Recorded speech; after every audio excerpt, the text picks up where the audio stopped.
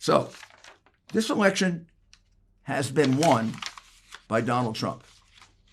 The Democrats are now in the process of completing what they started almost 5 years ago, which is the plan to stop him from being president of the United States by developing false charges of Russian collusion, continuing those as part of their struck insurance policy into a 4-year-long, 3 different investigations, $50 million process that went nowhere, that never had to happen. According to Brennan's letter to Obama, it was Hillary Clinton that developed that as a false charge in order to cover up her crimes with regard to her computer. So they went through all that.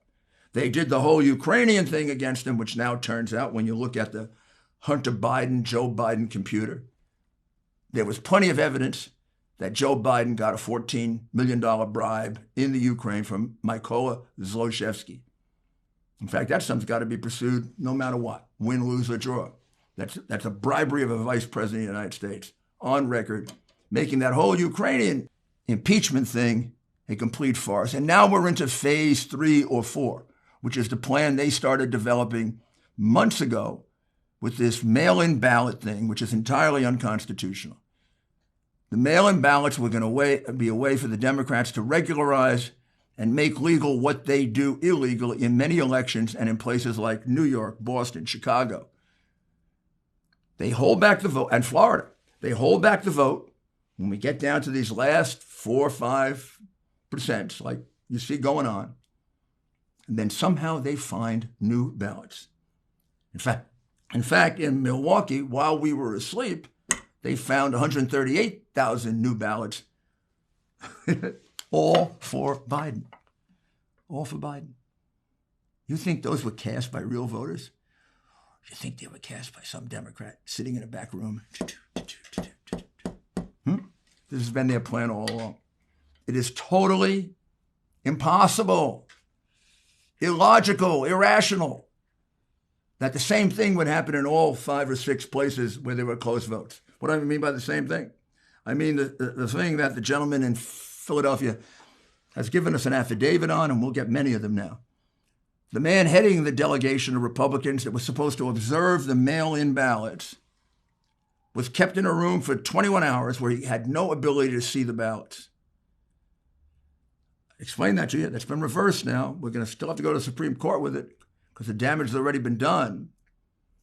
The end result of this, we've got similar conduct now, not allowing Republicans to observe the mail-in ballots. We've got it in Philadelphia. We've got it in Milwaukee. We've got it in Detroit.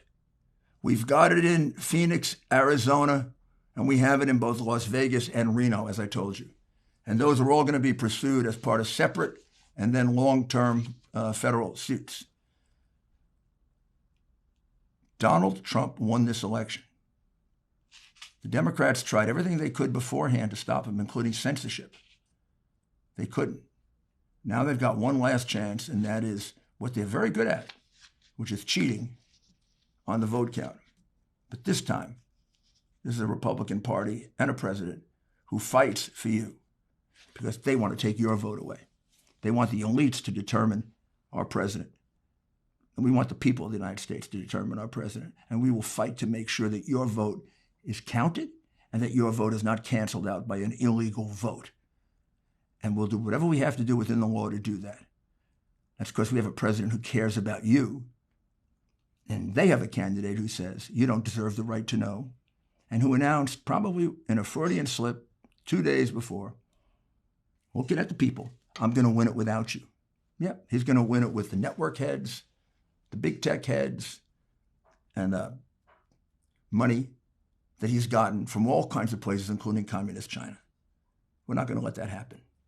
Thank you, and we'll be back in a few days with another Rudy's Common Sense.